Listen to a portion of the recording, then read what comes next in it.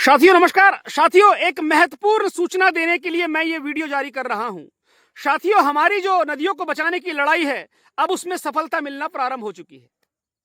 जी हां साथियों, विगत दिनों मेरे द्वारा कई वीडियो डाले गए जिसमें बताया गया कि एक रॉयल्टी रतलाम, ग्वालियर, शिवपुरी, रीवा, सागर जिले की काटकर 5 से 6 डंपर रेत की चोरी बालाघाट जिले से की जा रही है।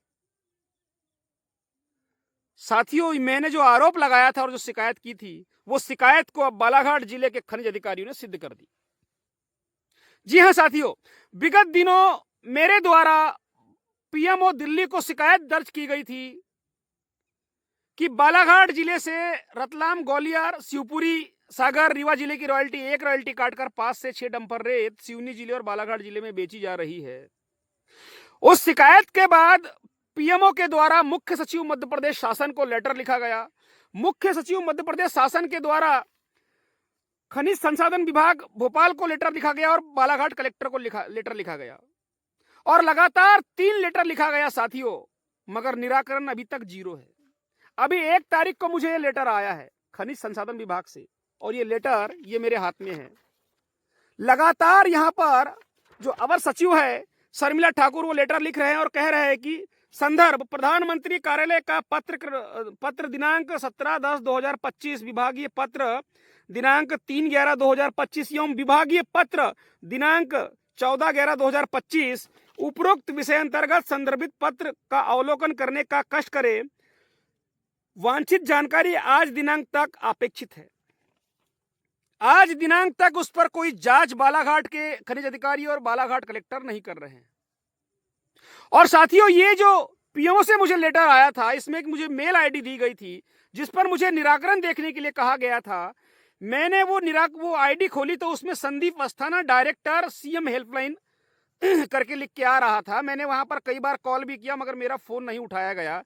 तब मैंने 181 में इसको दर्ज कराई शिकायत और उस 181 में बड़ा चौंकाने वाला खुलासा हुआ है साथियों, और वो खुलासा खनिज विभाग बालाघाट ने ही किया है। ये 181 जो मेरी शिकायत उसमें मैंने किया था, उसमें ये निराकरण आया है और निराकरण में साथियों इन लोगों ने 2 डंपर वाहनों पे कार्रवाई की है। रतलाम, शिवपुरी, रीवा, सागर जिलों की ईटीपी से परिवहन करने वाले वाहन क्रमांक MP 22H5787 पर विधि अनुसार राशि ₹4,48,000 एवं वाहन क्रमांक MH 35AJ 2832 में राशि ₹2,30,000 का अर्थ शक्ति अधिरोपित कर जमा कराया गया है। साथियों, मेरी जो मूल शिकायत थी उस पर अभी एक भी जांच नहीं की गई, मगर हड़बड़ी में बालाघाट के प्रशासनिक अधिकारियों ने, खनिज अधिकारियों ने, कलेक्टर ने अपने आप को बचाने के लिए एक निराकरण दिया है कि हम कार्रवाई कर रहे हैं, मगर मेरे मूल शिकायत पर कोई कार्रवाई नहीं। मगर ये निराकरण देके ये लोग फंस चुके हैं। जो मैं शिकायत कर रहा था 1 साल से, अब इन्होंने सिद्ध कर दिया कि हाँ, रतलाम, ग्वालियर, शिवपुरी, सागर जिले में की रॉयल्टी काटकर यहां से सरकार के हजारों करोड़ रुपए के राजस्व की चोरी की जा रही थी। तभी तो ये इनके ऊपर इनने कार्रवाई करके 1 से 4,48,000 जुर्माना लिया, 1 से 2,30,000 रुपए लिया। जो लोग कह रहे हैं कि हमारी कोई सुनता नहीं, कोई परिणाम नहीं आ रहे हैं, मैं उनको बता देना चाहता हूं ये परिणाम ही है। और इन 2 डंपरों की जांच से, इन 2 डंपरों पर जो अधिरोपित की गई राशि, इससे साबित होता है कि बालाघाट जिले में वर्ष 2018 से आज तक हजारों करोड़ रुपए का घोटाला किया गया है। और अगर यह जांच हो जाती है तो जितने पूर्व के कलेक्टर है, वर्तमान के कलेक्टर है, पूर्व के खनिज अधिकारी है, वर्तमान खनिज, सब जेल में होंगे। इन्होंने मेरी जो शिकायत थी उसको सिद्ध कर दिया कि इस तरह से यहां हो रहा है। और बहुत सारे दस्तावेज मैंने खोजे हैं, मैं गोपनीयता उसमें बनाए रखना चाहता हूं, मैं उसे उजागर नहीं करना चाहता, इसलिए बाद में जब परिणाम आएंगे मैं आपको बता दूंगा। आप सबको बता दूं कि हमारी शिकायत पर कटंगी विधानसभा क्षेत्र का एक चिचोली रेत घाट, बहुत बड़ा घाट है, उसमें एनजीटी न्यायालय ने प्रतिबंध लगा दिया है और लगातार कई करोड़ रुपए का मेरी शिकायत पर जुर्माना हुआ है और लगातार परिणाम आ रहे हैं। अब ये हजारों करोड़ रुपए के घोटाले खुलने की कुंजी है साथियों। अब ये साबित हो चुका है कि एक रॉयल्टी के समय में 5 से 6 डंपर रेत सिवनी में और बालाघाट जिले में बेची गई है। मेरी मूल शिकायत पर आज तक बालाघाट जिले के कलेक्टर ने कोई जांच नहीं की है। मुझे ऐसा लग रहा है कि इसी संबंध में मेरे ऊपर दबाव बनाने के लिए एक फर्जी एफआईआर दर्ज की थी। उस फर्जी एफआईआर का भी मैं हाईकोर्ट में भी जवाब इनको दे रहा हूं। उस फर्जी एफआईआर मैंने 181 पर मैंने शिकायत की है कोतवाली थाने की कि मेरे खिलाफ फर्जी मामला पंजीबद्ध किया गया है। 22 दिसंबर को मैंने शिकायत की, आज दिनांक तक उसमें कोई निराकरण नहीं दिया गया साथियों। और आप सोचिए कि उसमें एफआईआर में खनिज की अधिकारी कह रही है कि मैंने ये वीडियो 6 दिसंबर को प्रसारित किया, मैंने उसे 11 दिसंबर को देख लिया और 20 दिसंबर को मैडम शिकायत करने जा रही रात के 11:08 पर। आप लोक सेवक है, थाना आपके पास में है, क्या जरूरत पड़ी आपको रात के 11 बजे जाने की शिकायत करने? 11:08 पर शिकायत करने थाने में जा रही है आप। आपको पता 11 तारीख को चल गया, 20 तारीख को शिकायत करने जा रहे हैं आप। और साथियों शिकायत में इतनी खामियां हैं वो अभी मैं बताऊंगा नहीं। इस तरह से पूरा खेल चल रहा है साथियों। और जब से यह लेटर आया है पीएमओ का जांच के लिए, तब से बालाघाट जिले में लगातार कार्रवाई की जा रही है।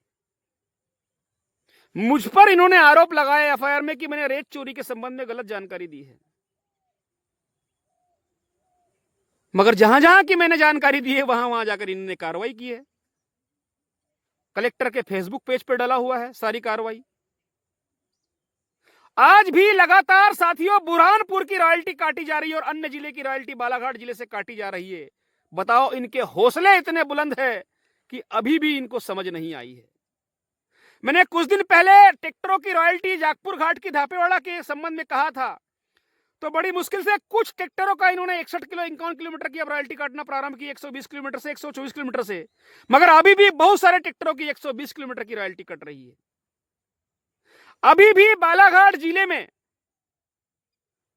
जो परसवाड़ा विधानसभा क्षेत्र का गुड्रू है, जहां पर एक बूंद रेत नहीं, वहां की लगातार रॉयल्टी काटी जा रही है। कागजों में भंडारण स्वीकृत कर दिया, जब्ती बना दी और रॉयल्टी जारी कर दी। स्पॉट पे कुछ नहीं है। इस तरह का गंदा खेल अभी भी चल रहा है। कटंगी विधानसभा क्षेत्र के चंद्रकुआ में 1 किलोमीटर का लंबा पानी में से रास्ता बनाया गया, आज तक नहीं तोड़ा गया है। कई बार शिकायत मैं इनको कर चुका हूं।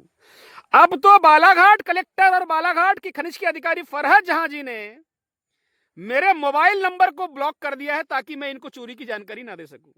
इनको मालूम है कि ये फंस चुके हैं, जितनी जानकारियां मैंने दी उसमें ये फंस चुके हैं। इसलिए दोनों अधिकारियों ने मेरे नंबर को ब्लॉक कर दिया है। बालाघाट के एसपी ने तो पूर्व में ही मेरे नंबर को ब्लॉक कर दिया था, क्योंकि मैं सबूत के साथ पूरी चोरी की जानकारी देना चाहता था, मगर ये जानकारी लेना नहीं चाहते। निश्चिंत रहिए, मैं हार नहीं मानने वाला हूं। मुझे सुप्रीम कोर्ट भी जाना पड़े तो सुप्रीम कोर्ट भी जाऊंगा, मगर इनको सजा दिला के रहूंगा। ये निराकरण साबित कर देता है इस बात को कि हजारों करोड़ रुपए की चोरी यहां हुई है। और लगातार 3 बार बालाघाट जिले के कलेक्टर और संचालक प्रशासन एवं खनिकर्म संचालनालय भौमिकी तथा खनिकर्म अरेरा हिल्स को लेटर लिखने के बाद भी इस पर कोई जांच नहीं की जा रही है। आप समझ चुके होंगे कि किस तरह से ये लोग फंसे हुए हैं।